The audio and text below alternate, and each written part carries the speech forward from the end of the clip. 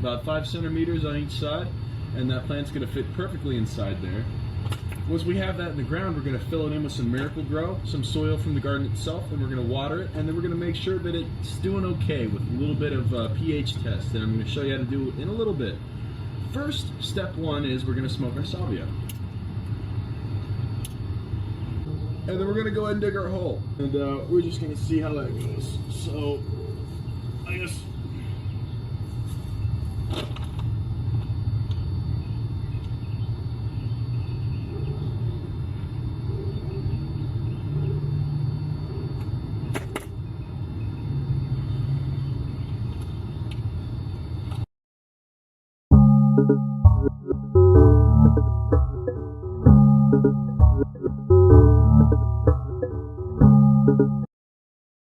W had informed me earlier that he had indeed procured some salvia extract, 30x and 40x, a gram of each. I grabbed Ike Turner, our water bong, and a torch lighter as suggested by the internet, and escorted W into my private quarters to inspect the goods. We'd read enough about it to know the correct means to ingest it, but the widespread legality of the substance was far stronger evidence than any amount of online literature could refute. Thus, we remain completely skeptical of this mystery herb. In retrospect, I cannot think of a better mindset to have approached salvia with than one of complete doubt. It was just one more layer of mental reinforcement for Lady Salvia to rip through. W loaded his bowl of the 40x. We were thinking along the lines of, it isn't going to do anything anyway, why not? W proceeded to torch it in 2 massive hits, then calmly handed it to me along with the salvia and lighter. I loaded my bowl in silence while eyeing W for any signs of psychedelic activity. Though W's blank stare and subdued reaction had essentially dissolved any hope I had for salvia by this point, I remained silent. I figured a placid environment would make it easier to discern whatever minimal effects this drug may or may not have, though my expectations for this legal herb remained a solid 0. At the time, I considered myself a well-equipped psychonaut with a library of past experiences to draw upon, and a solid knowledge of my limits. Prior to W's visit, my roommates and I had been riding on a huge wave of constant psychedelic experimentation, averaging multiple trips a week between LSD, mushrooms, DMT, and occasional research chemicals. Salvia was still nothing but a legal novelty in my mind, and having recently experienced a full DMT breakthrough in the resulting rebirth of the psyche, I naively assumed I had harvested all the mindfuck there was to be had in the realm of psychedelics. I torched my bowl in the same manner, 2 huge bong rips held in my lungs as long as possible. I exhaled the first one and noted a strange and soon-to-be familiar taste. As I held the second hit, a clammy, cold sweat broke out on my hands and face, accompanied by mild, grid-like visual distortions and a strange but transparent feeling of uneasiness. Grateful for any effect whatsoever, I set down the bong and lied down in the bed to more comfortably enjoy what I considered very mild psychedelic effects. I wasn't impressed in the least, but I figured it wasn't going to get any better according to W's lackluster silence and blank staring. Well, no surprises here, I thought smugly.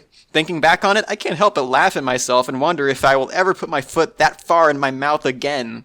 At least I didn't say it out loud. As soon as the very last particle of smoke left my lungs, I was greeted by 2 simultaneous incarnations of supremely evil and inescapable lunacy. One imagined and one completely real, though I am able to distinguish between actual events and hallucinations only in retrospect. A wave of viciously chomping female faces swept across my field of vision and ripped/chewed a huge gash in the fabric of my reality. As I fell farther and farther into infinite black nothingness, I was annihilated with the most complete and encompassing sense of failure and dread that I have ever experienced. There was no getting around the fact that someone or something had severely fucked up. In the instant that I was thrown from my complacent and self-righteous throne, all hope of ever returning to anything I considered good was exterminated and replaced with a feeling I can only describe as wrong. I had lost the game of existence in the most complete and irreversible way. The crushing impact of this hallucination lied in its complete opacity. Memories of events that transpired in Salvia world are as vivid and affecting in my recollection as anything that has happened in actuality,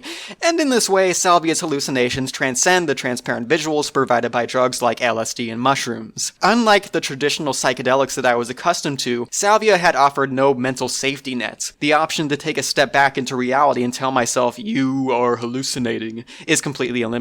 Words like drugs, reality, hallucinations, and tripping. Instantly lost all meaning as soon as a Salvinoran A reached my brain. The ego murder brought on by Salvia was reality at that point in time, and no amount of explanation that I was on drugs would ever allow me to see past the sensations that Salvia was feeding my brain. Compounding my confusion is W, who has abruptly transitioned from the initial silent trance phase into the absolutely incoherent but convincingly earnest screaming phase at the exact moment my universe was decimated, providing an equally disturbing stream of non-hallucinated stimulation to go along with Salvia's inescapable sensory assault. Though his face had become a mosaic of numerous mouths, eyes, and other superfluous facial features, I am somehow able to discern an expression of frantic concern on W's face as he feverishly gropes at my clammy skin, loudly and menacingly introducing a new set of apparently urgent problems. Wake up, man! Wake up! You look dead! Dude, you're dead! You died! You're dead! His facial expression distorts into one of absolute horror as if he has just realized something even more terrible than my apparent state of lifelessness. You're made of sticks! His tactile examinations of my flesh became even more furious and threatening to me as I feel my body severed perfectly in half by a strange cutting/tearing sensation. I am transported to a dimension I will later revisit every time I smoke salvia, comprised of a slanted landscape of identically patterned shingles. My field of visual connection to reality had become about the size of a dime. However, this dime-sized window to reality was iterated a handful of times to form a single shingle, which was subsequently multiplied hundreds of times over to form a mathematical landscape, an exponential equation in the form of visual feedback. Imagine feeding the video from a camera into the entire mosaic of televisions you will find on the back wall of any electronics department. Now take that whole wall of TVs showing the same image, shrink it down to the size of a shingle, and multiply it out infinitely in every direction, and you will have an idea of the landscape I was helplessly trapped in. I attempted to break free, but soon I realized the cutting, tearing sensation dividing my body into two was due to the fact that I was lodged firmly in the ground, if you can call it that, with the cutting sensation running along my body at the precise place my body protruded from the ground, dividing my body into two halves, one above the ground, one below. I am driven to look around a nearby corner, convinced that the solution to everything lies just out of sight, but the shred of hope is merely the bait Lady Salvia dangles in front of me, humbling every notion of self-affirmation or accomplishment in my being. I pursue my goal with every ounce of my being but no matter how close I get, the promised land remains just out of reach, perpetuating a state of absolute frustration and failure. I do not have a choice. I am forced to utterly submit to the deity responsible for the strange things happening all around me. All the while, W's voice booms omnisciently from the sky, becoming steadily more earnest as he continues to berate me with increasingly ridiculous revelations. You died! You're dead and you're made of sticks! Look! You're made of sticks! Your name is Jack! He pauses abruptly in what I hope is the end of his antagonistic tirade, but that hope dies as I realize that these quiet few seconds are not the beginning of my salvation, but conversely, a dramatic pause to increase the impact of the somehow soul-devastating finale to these preposterous observations. Nicholson! While still half embedded in the shingles, I finally gain enough composure to end his crazed monologue and offer some resistance to this unchallenged tyranny. I struggle to ward off his prodding examinations/attacks, and as my head clears, I begin the arduous fight to reclaim my dignity as a sentient human being, rather than a lifeless and wooded version of the man whose fully bare teeth petrified almost everyone who saw them in the film The Shining. I'm not fucking dead. Look, man, I'm alive, and I'm not made of goddamn sticks either. Though I'm far from winning, my progress towards a place amongst the rest of humanity is put on hold as my roommate opens the door just before W launches another volley of hand examinations. We freeze in what must have been the most hilarious and outlandish-looking action shot I could ever hope to genuinely be caught in, and after a few seconds of silent standoff, my roommate cautiously inquires under his breath, "Did you guys smoke sal?" Before he can finish, W firmly interjects, "Yes. Please leave the room. Now." This short lull in the action gives me the opportunity to fully gather my shattered psyche and resolve this mess once and for all. Free from the shingles, I am now absolutely confident in my status as living human made of flesh, but there's one thing left unaddressed. And after a few moments of pondering, I accept and submit to the new identity that W and Lady Salvia have jointly bestowed upon me. I'm alive. I am not made of sticks. I paused for precisely the same few dramatic moments W had utilized so destructively only minutes ago. My name is Jack Nicholson. Oh my god. Okay, I read this report way back when I was researching Salvia because I was very, very interested in Salvia. The clip I used at the beginning of the video, gardening on Salvia, my ex Jade showed me, and I just thought it was the funniest shit ever. I needed to include it, even though I really value visual fidelity, and it's an older internet video, and but yeah, I always wanted to do Salvia, but I've been shit scared of it because of the reports I've read where people describe being trapped in some esoteric hellscape, living out their life for eternity as a triangle or a plank of wood or a bug or something. And yeah, it just generally did not give off the most stellar impression. So I still haven't done it. Um, for the sake of this YouTube channel, that just might push me into the headspace where I need to be to do salvia. So maybe I'll find some, not extract. I'm not going to smoke the fucking extract. Fuck that. But I might buy some straight up salvia and smoke it or chew it.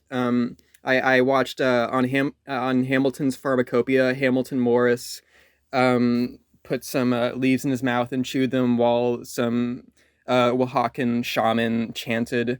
And he said it was like one of the most ecstatic experiences of his life or something. He was like having a full body orgasm and like moaning and shit, and it was really funny, and it made me want to do it because apparently according to the Oaxacan shaman, smoking the salvia is it angers the divine spirit within the plant, the divinorum, and yeah, you just don't want to smoke it. So as to this report, speaking about this report exactly, um, oh my, I'm trying to recall the events in my head.